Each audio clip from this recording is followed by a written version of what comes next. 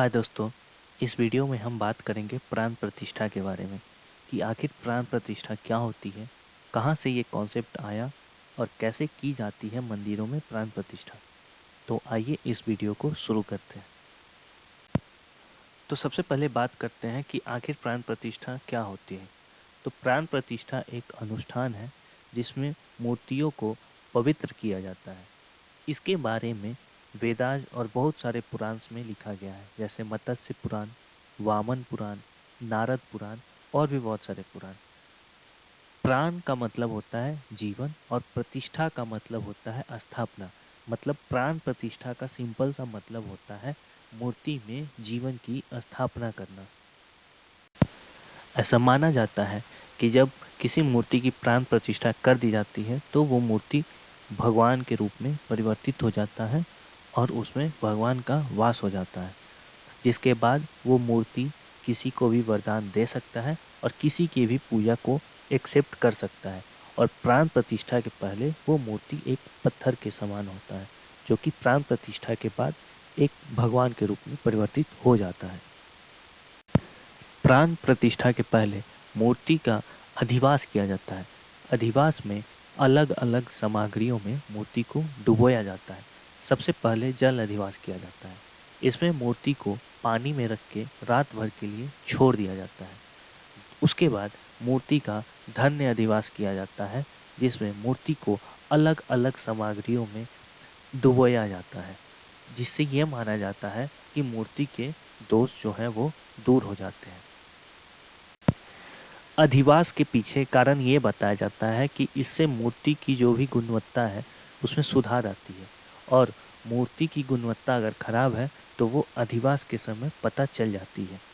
मूर्ति की जो चोट है, जो मूर्ति बनाते समय जो मूर्तिकार उस पर छेनी हथौड़े की चोटें मारता है, वो माना जाता है कि अधिवास के बाद वो भर जाता है और मूर्ति दोष भी दूर हो जाता है। मूर्ति अधिवास के बाद मूर्ति को 108 सामग्रियों से स्नान कराया जाता है, जिसमें फूल, अलग अलग पत्तों के रस, गन्ने का रस और भी चीज़ें शामिल हैं। उसके बाद अब मंत्र जाप करके मूर्ति को जागृत करने की कोशिश की जाती है। मंत्र जाप करके अलग अलग देवताओं का आह्वान किया जाता है और बोला जाता है कि आप आइए और मूर्ति के अलग अलग हिस्सों में समा जाइए। जैसे सूर्य को बोला जाता है कि आप आँखों के लिए आइए, पवन को कानों के लिए बुलाया जाता है, चंद्रमा को मन के लिए बुलाया जाता है। प्राण प्रतिष्ठा के पहले मूर्ति को अंजन लगाया जाता है, जो एक प्रकार का काजल की तरह होता है, जो सोने की सुई से लगाई जाती है।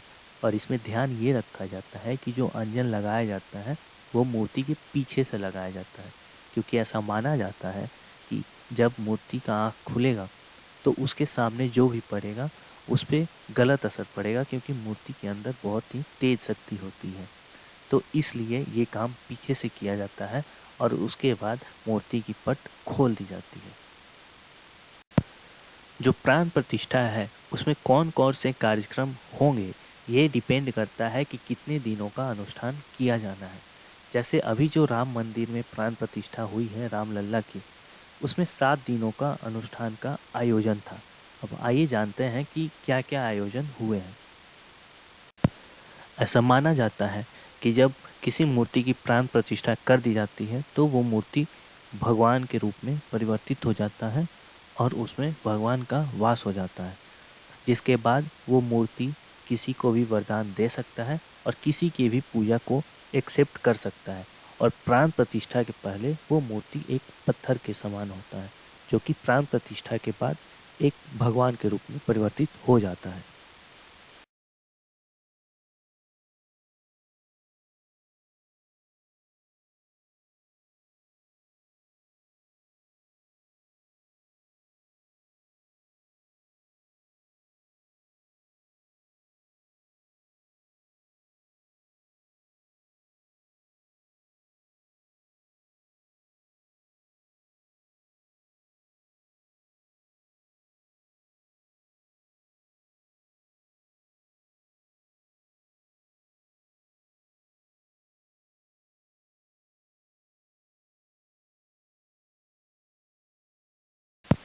आशा करता हूँ आप लोगों को ये वीडियो अच्छी लगी होगी। अगर आपको ये वीडियो अच्छी लगी तो इस चैनल को सब्सक्राइब कीजिए, और आप भी चाहते हैं कि आपके किसी टॉपिक पे मैं वीडियो बनाऊँ तो वो टॉपिक आप कमेंट करिए, मैं उस पे जल्द से जल्द वीडियो लाने की कोशिश करूँगा। जय श्री राम।